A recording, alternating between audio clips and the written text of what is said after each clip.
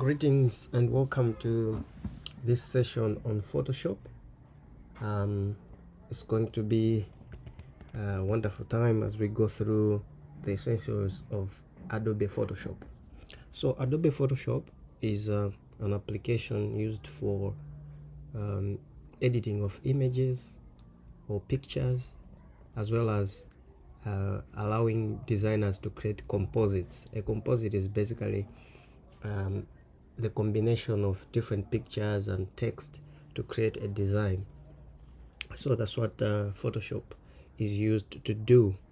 So this is the welcome screen or the home screen of Photoshop. I'm using Photoshop 2024. So here's where we can create a new file. Here we can click to open any file that we recently worked on. But as you can see from the welcome screen, there are a number of files that I've been working on lately, so they will show up here. All right, so let's open a file that we can use. So I'll click on new because I want to create a new document. So here I will select, let's say under print, I'll select a preset, let's say A4, and you can see we have a number of preset details for this document. We have the width and the height measurements, as well as the resolution. For print or anything graphical meant for print, you need to have a resolution of not less than 300 dpi or pixels per inch. This determines the depth of the pixels or the quality of the final image that you're going to create. The rest of the settings, you can maintain those and just click create. All right, so up here, I'm not sure if my recording app is going to pick all this, but on top I'm using a Mac, but the differences are minor on Windows. So we have the menu bar on top. Down here, this bar is called the control panel. Okay, basically the control panel shows us settings for different tools. So it will change the icons here, and the settings are going to change depending on the tool that you're currently using at a point in time. Now I'll take you back to the menu. Here we have the file, which is common in different applications, where you can create a new document from that. You can also open existing files. We also use this menu to export files. Let's say I want to export a PNG. A PNG is a format of an image. You can also place files by clicking file place. All right, but we can also place a linked file. The files come in two ways. You can either embed it as part of the document, or you can have it linked.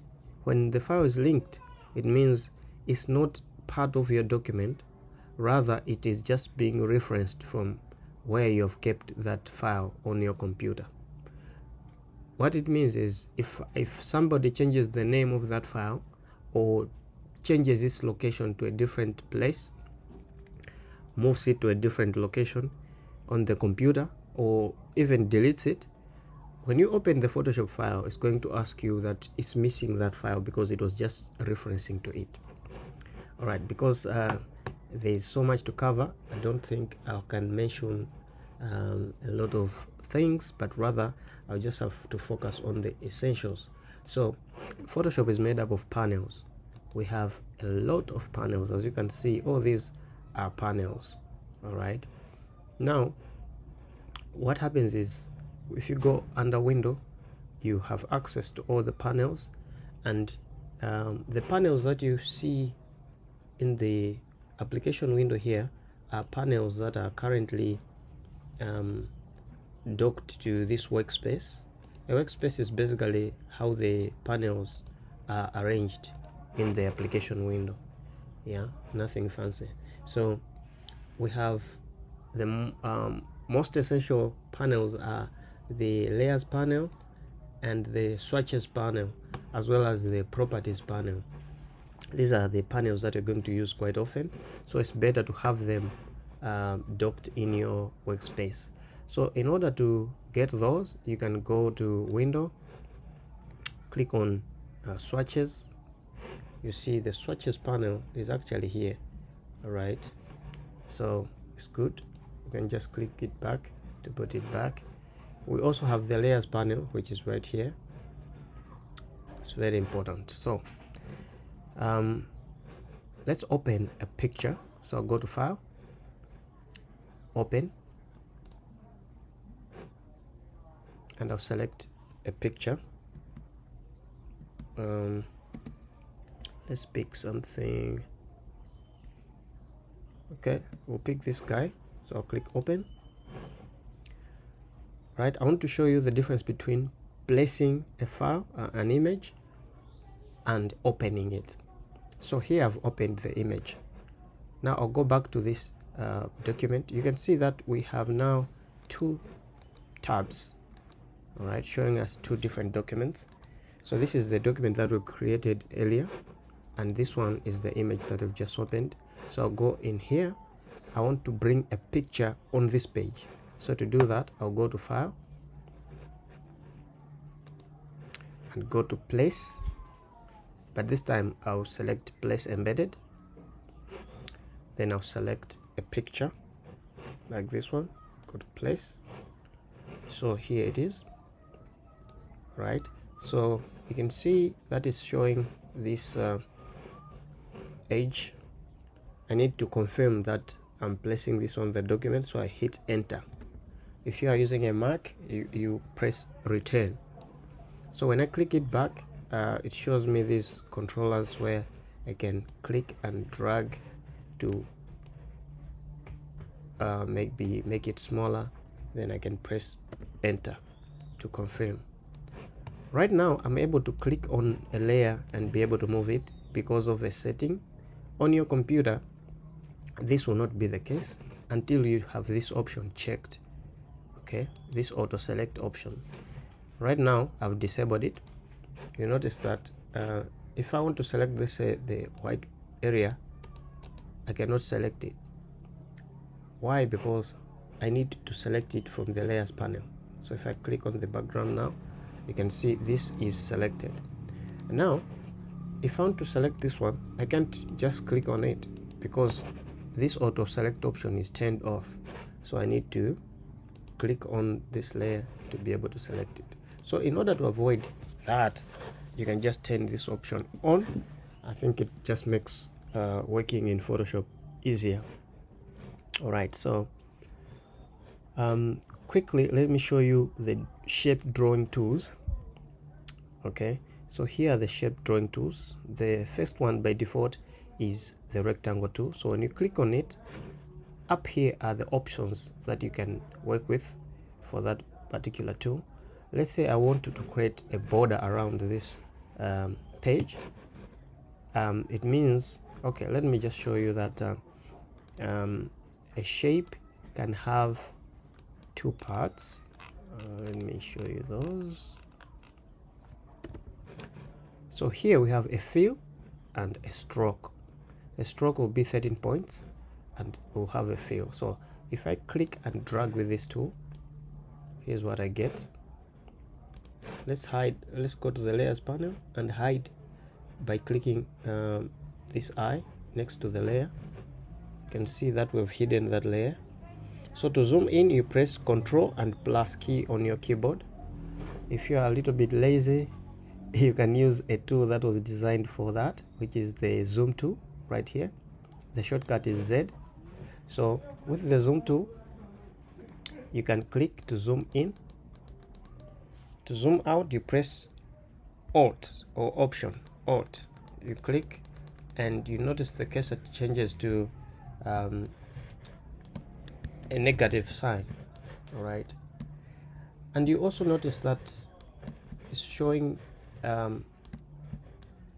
hand, right? It's showing a hand because I'm pressing the space bar. So when you press the space bar, your tool switches to the hand tool, which allows you to pan your page around. All you have to do is press the space bar, click on the left mouse button and drag.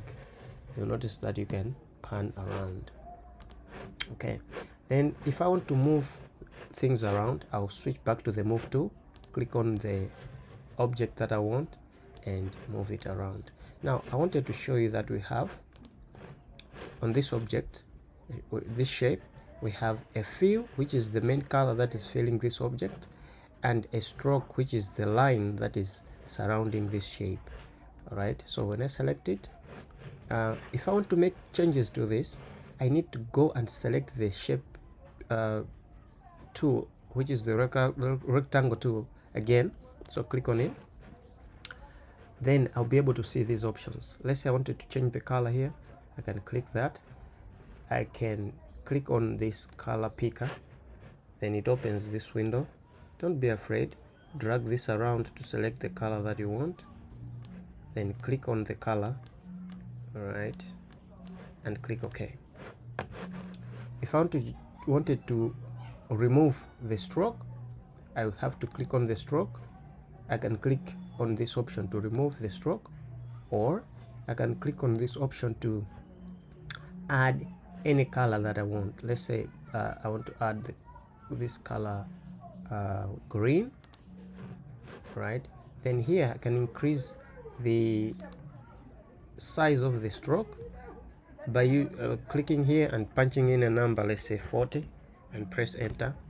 You see it's now 40. But I can also click where the number is, and if I have a mouse with a scroll wheel, like in my case, I can scroll that and you notice the numbers change. Alright, so if I wanted to make it rather big, I can press enter then to confirm. If I wanted to change the color, I can also click here and make a change to the color, and there we have it. Okay, so I just wanted to show you those. Alright, so this works similar to the other tools. Now next to each of the tools, you see an arrow at the bottom left or right corner that shows that there are some tools hidden underneath. So all you have to do is click on it with the left mouse button and hold, don't release until you see these other tools. Then you can mouse over them. Let's say I wanted the ellipse, I can click on that and I can click and drag. Now for the ellipse, for you to come up with a perfect circle, right, you need to hold shift as you are clicking and dragging. That allows you to draw a perfect circle. All right, what if I wanted to change the colors? Very simple. Click on the shape that you want, click back on the shape drawing tool, then here you can select a color that you want to use. In this case, let's give it that color. Okay, but you notice that these shapes have been combined because as I was drawing them, one of the shapes was selected. So if I do this and then continue doing this, at times it assumes that you're adding to that particular shape. Of course, that happened automatically or accidentally, by the way. Yeah, so sometimes it may behave that way. That means if you notice that, you may have to draw one shape, then maybe move to the select the move tool and select back this tool and draw again. Okay, right, so you can use the same panel to try out these other tools, shape variations.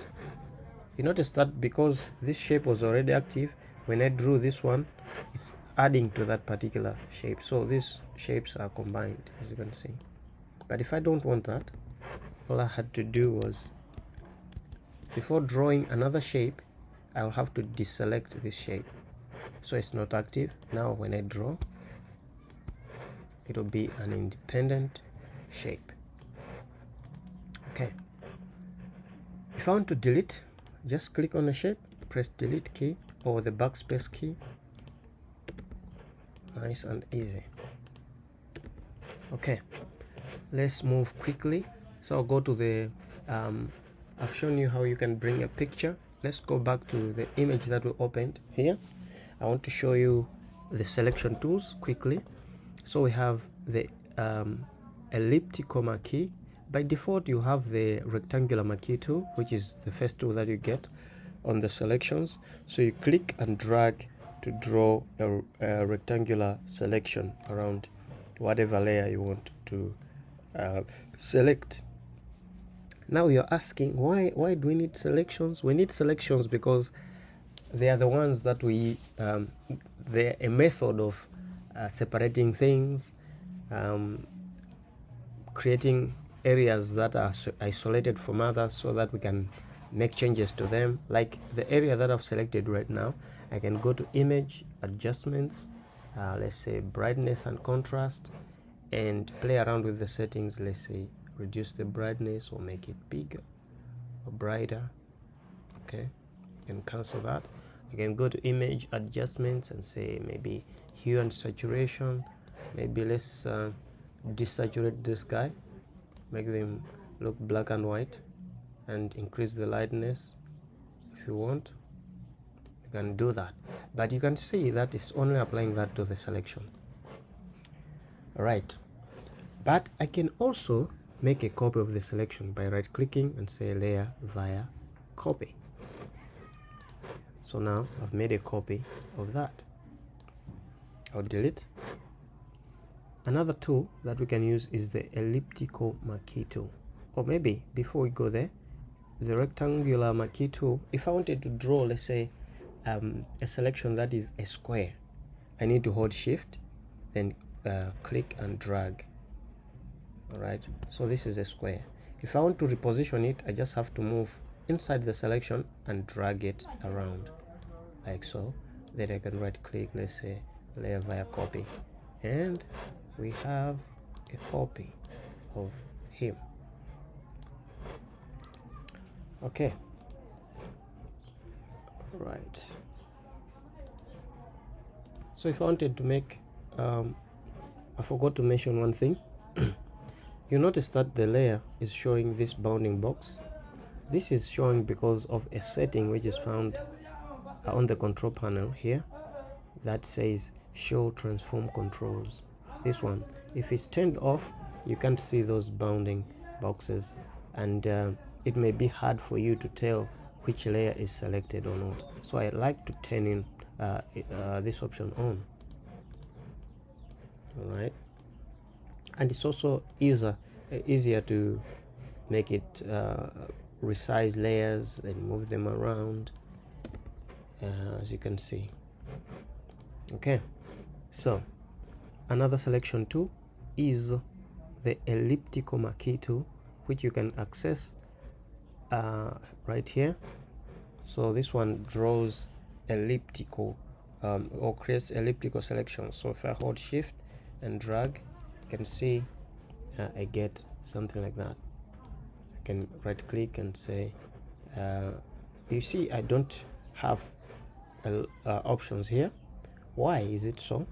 It's because I haven't selected this layer, so I need to check in the layers panel, make sure the background layer is selected.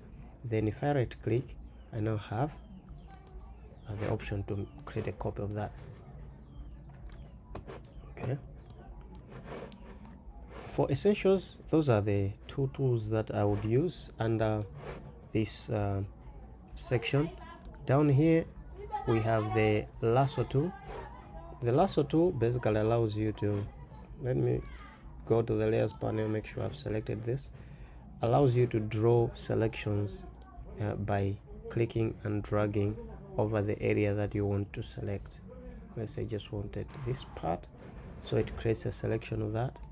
I can make a copy of that, and I need to move to the move tool, or switch to the move tool, then I have a copy again.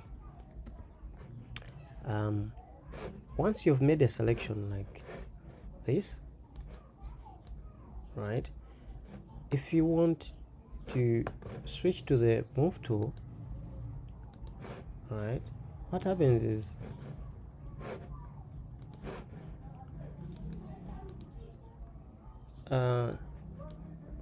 you can see that the tool is it will not give me the options that I was supposed to have, as if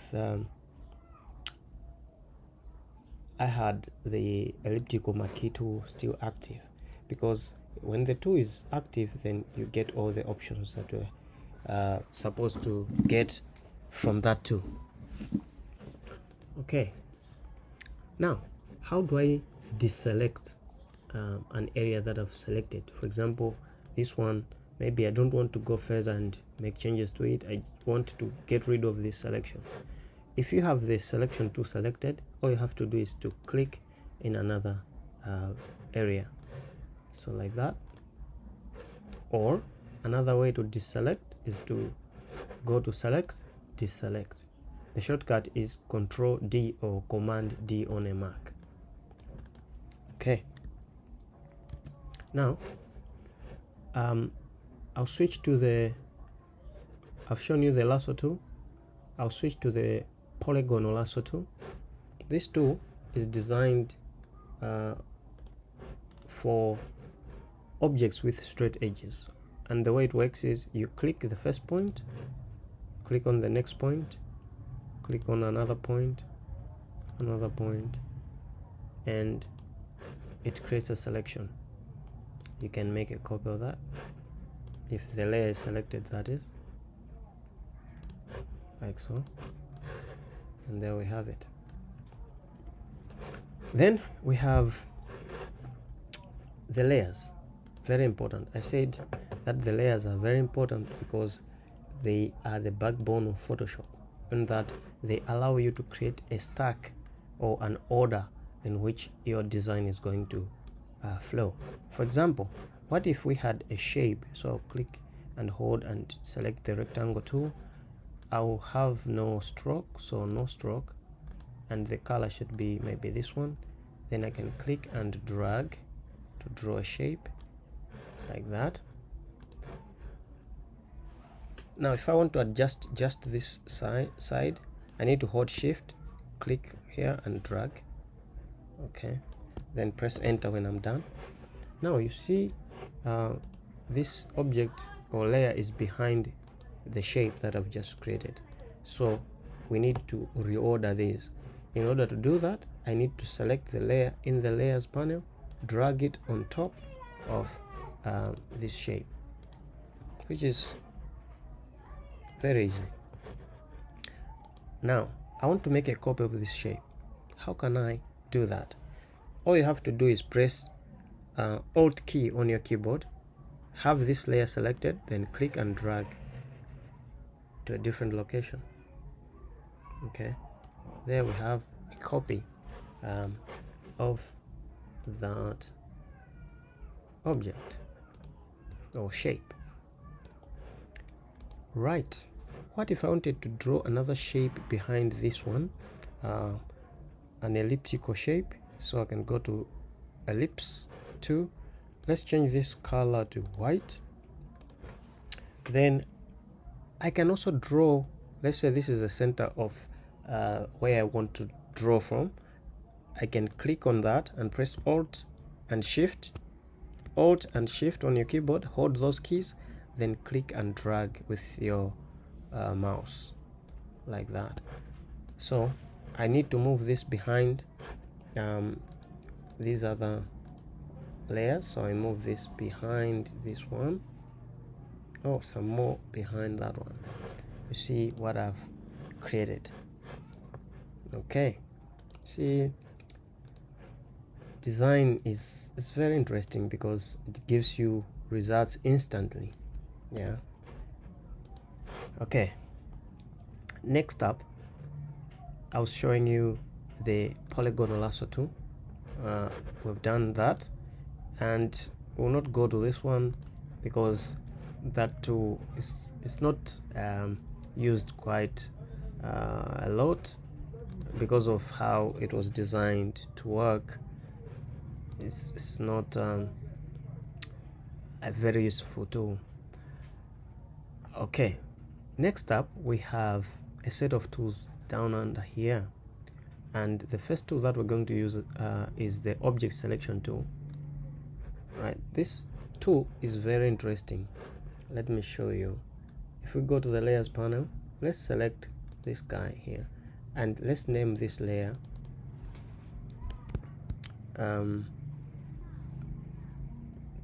pick 1, and this one I'm just double clicking on the name and say pick 2 and hit enter once you're done. Okay, all right, so now see what is going to happen. If I take this tool and move to these areas, you notice that it's beginning to pick something out of those layers. So I will make sure that I've selected, let's say, this layer, and you see it's creating a selection, trying to detect which areas have the image. Let's hide this. Sorry for the interference. My home is very close to a path that people use, and I don't have a fence, so sometimes I get all the interference. Okay, so if I go to the background layer, you see it's picking this guy now, which is nice. All right, so in order to make the selection, all I have to do is to click on it.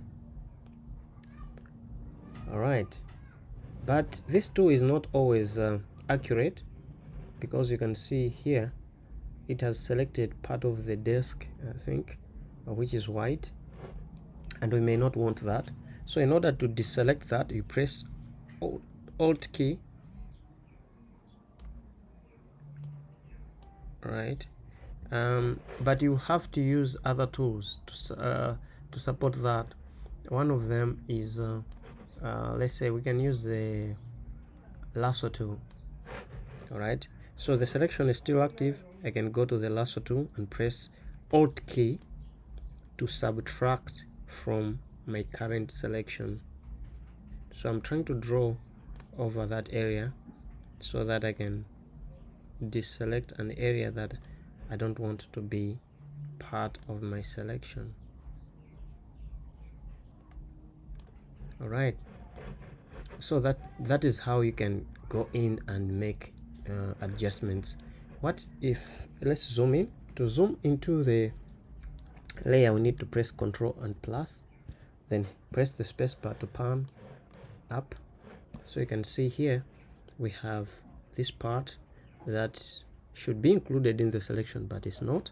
So all I have to do is, with the lasso tool selected, instead of Option or Alt, I need to hold Shift.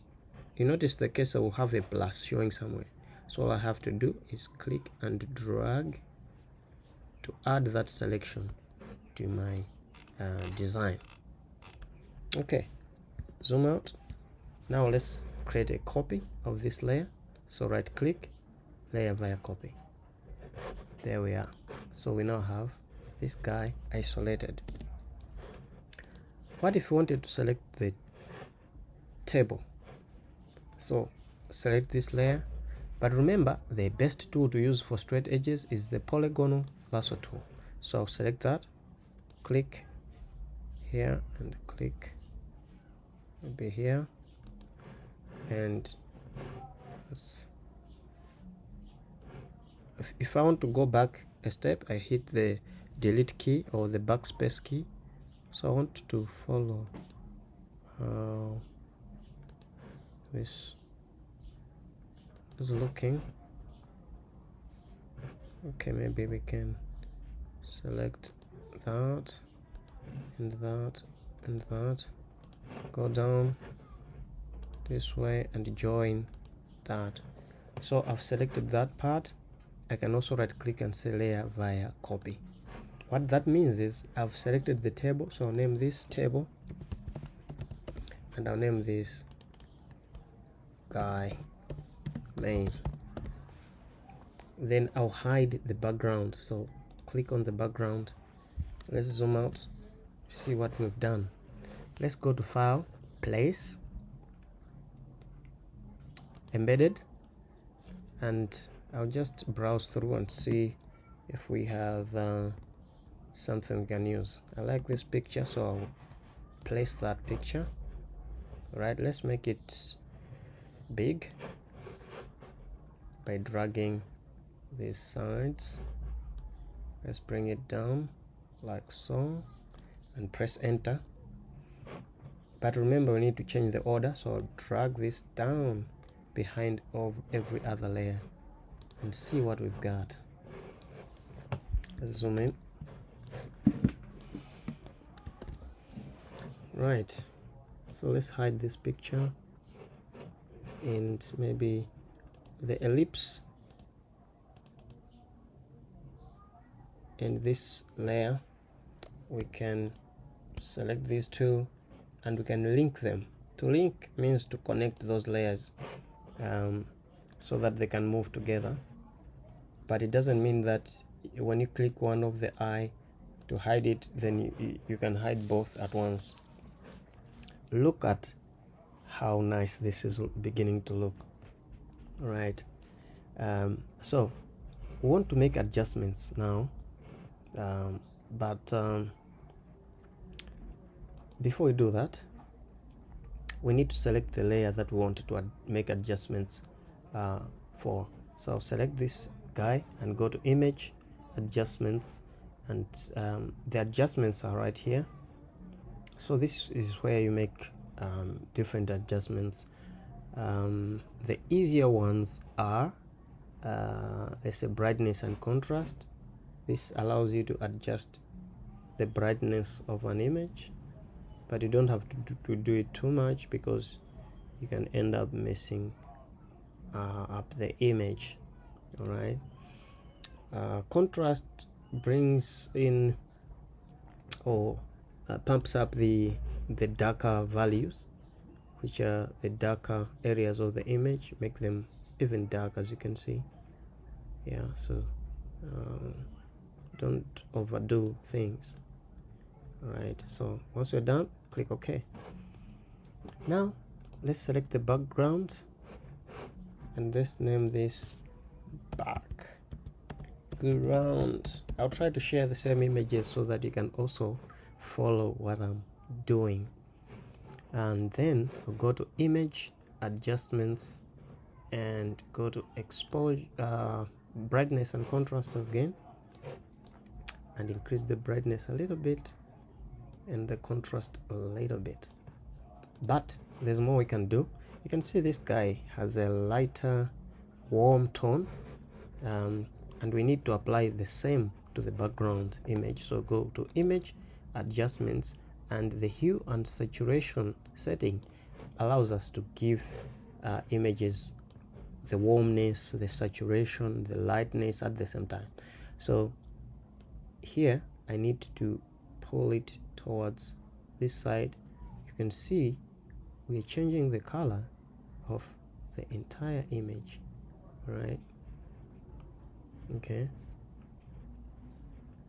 so I'll just drag it until I can see that the colors are beginning to almost match a little bit, somewhere around there. Okay, we can saturate the colors, meaning it pumps the greens or the colors to get more brighter or become more saturated. Okay, so you can see that's, I wanted to show you the extreme. If we bring it all the way down, we get a black and white image. Right, so get somewhere there, and we can adjust the brightness if we like. and click OK.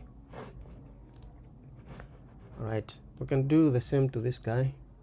So we also go to image adjustments, hue and saturation, and we can adjust him just a little bit, brighten and as well, but not too much because we had already done so. And there we are. Okay, I can say that maybe let's bring it down like so. Oh, those chairs, okay, maybe we can show those chairs, but no, they're not giving us a true reflection of the setting, because maybe that other chair could be popping up a little bit. It's okay, but I like the flowers on the sides. I think they just look good as well. Okay, so this is one of the ways in which you can combine different images into a single design. Once you're happy with it, let's say I want to save it as an image, I can go to File, Export. So I can export it as a PNG by selecting Quick Export. So if I do that, I can go to my desktop folder and I'll give it the name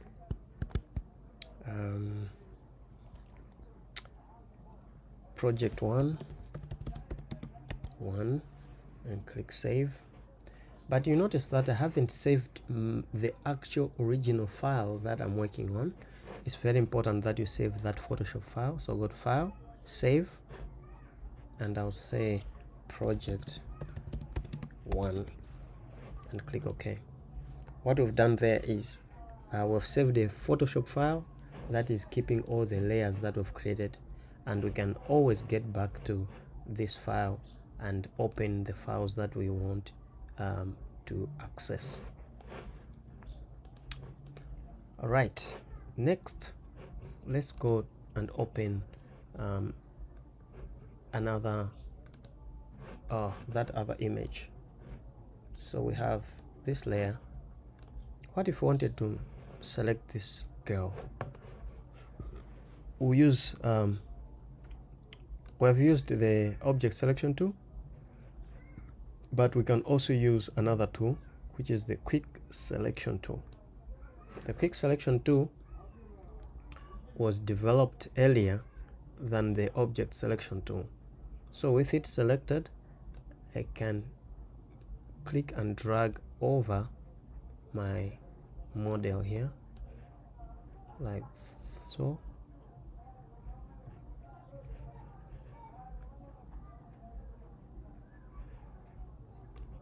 Okay, sometimes your brush may be slightly bigger than what you may need. So with that this panel, you can drag it around. With that, you can click here. Where is that? Here. This is where you can change the brush size, maybe make it smaller, yeah, or make it bigger.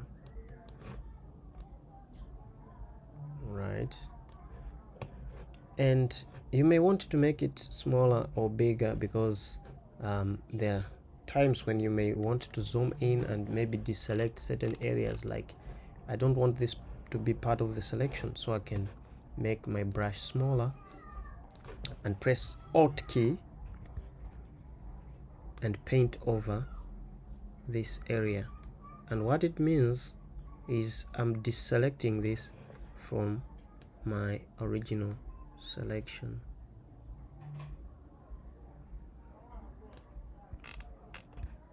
Okay,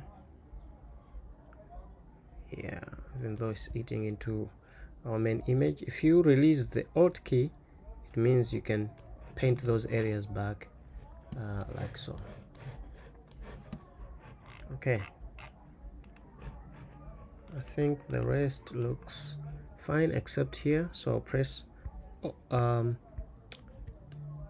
I'll just click and drag with the quick selection tool, then Alt if I want to deselect certain parts. I think here we can add this area because it's just some styling that has happened there. I think we're good. Zoom out. You notice these other details, we can't pick those because they would give us some hard time, but we can still further fine-tune this part using other tools like the lasso tool. The good thing is these selection tools can be used together with other tools. All I have to do is press Alt because I'm deselecting this area. So click on that, just click. I'll try to just go around this part.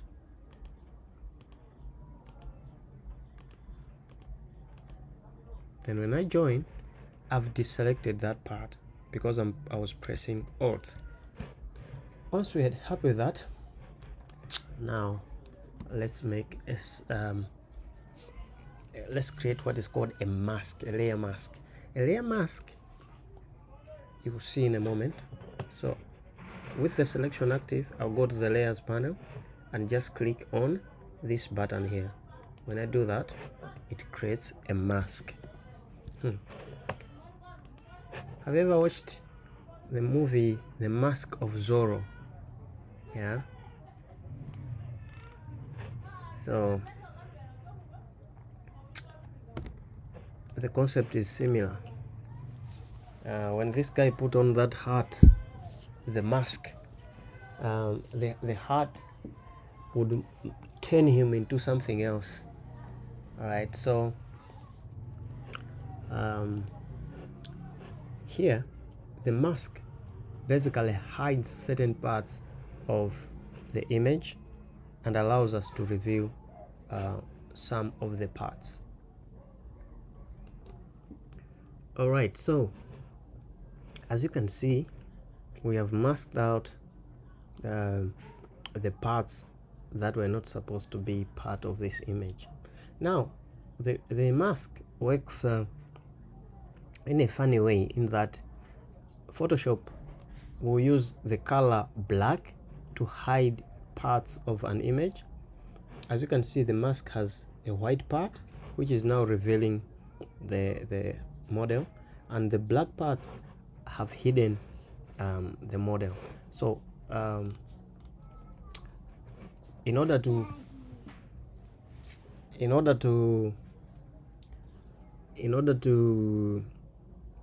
sorry, I had my son here, so he disturbed me a little bit.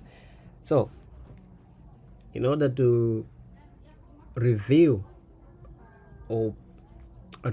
parts that have been hidden, all we have to do is to select a tool called the brush tool and make sure we have black on top. If we want to reveal, it means we need to use white. So I'll click this arrow and make sure the white is on top. When I click on the mask and I paint over the image, or rather it's still black, so when I switch to white and paint, you can see that I'm beginning to reveal the areas that have been hidden. And when I paint with black, I'm hiding parts of that image. Okay, all right, so I will undo to move back to where we were.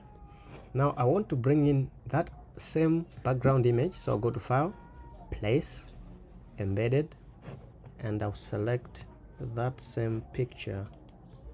Where is it? Here. Place.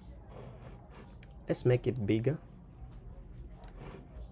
and bigger, and press Enter.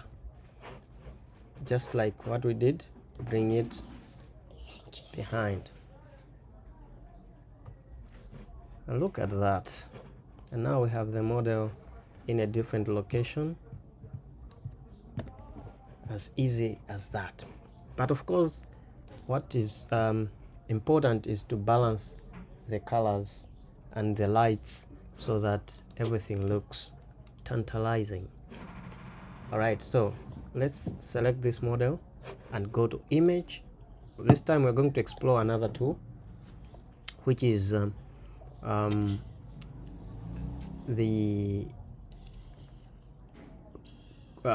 combine using the color balance as well as the brightness and contrast. So I'll use the brightness and contrast to bring out some brightness over this model. All right, just a little bit, and go to again to image adjustments. As I'm doing this, make sure that that layer is selected in the layers panel. Then I'll go to color balance. All right, so I want to increase the reds to make her look a little warmer. As you can see, as I bring it down here, it looks a little bit colder. As I go this side, it's getting warmer. So you may want to bring in that warmness in the image. Okay, you can try to mess around with some of the colors, but I wouldn't recommend. Just warm it a little bit for this image. Then select the background. Let's name this background. Back G is fine. And here, model. Press enter after changing the name. Then select the background, go to image adjustments, and we're going to use the brightness and contrast. Brighten it a little bit. Click OK. Then go again, image adjustments, and we're going to use color balance. So you can see she's in a warmer place. This is not very far from it, so let's just warm it a little bit more. Yeah, something like that. Something like that. Maybe a little bit of the yellow. Right. Yeah, click OK.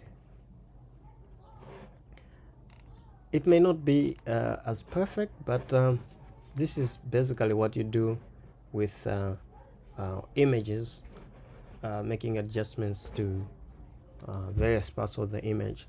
But one of the tools that I use quite often when making color adjustments and brightness and all these kind of adjustments, I use the curves adjustment. Looks like a graph, okay, but when you're using RGB mode as we are, when you drag up, you're making the picture brighter. When you drag down, you're making it darker. It's that easy. So you just click to add a point. If you want to delete this point, you drag downwards. Okay, so when I click and drag up, you can see you can make it brighter a little bit. But it also has a feature of channels, so I can go to the red channel and make it warm. Okay, see, so I like this a lot because it makes working in you see, I can bring down the greens or make them more. All right, but you may not want to go to each channel. When you're done, switch back to RGB and click OK. So if I do the same to the background image here, I'll go to image adjustments, curves. Don't be afraid, drag this up, see, and go to the red channel. Let's bump the reds a little bit more, like so. Maybe the greens a little bit more as well, and click OK. Once you're happy with what you've done, why not export the picture, right? But I can see that our selection wasn't perfect. Yeah, so to do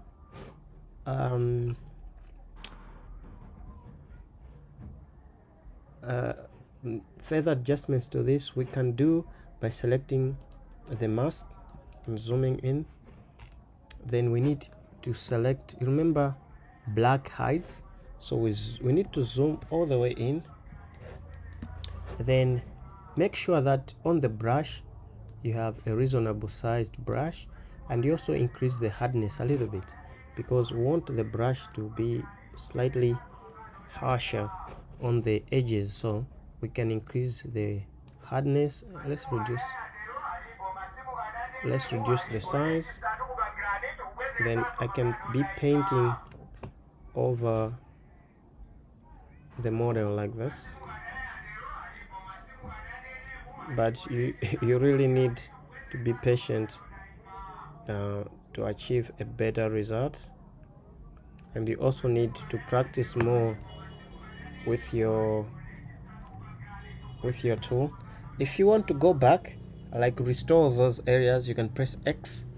It switches to the white color, and if you want to go back to black, hit X again, right? Something like that.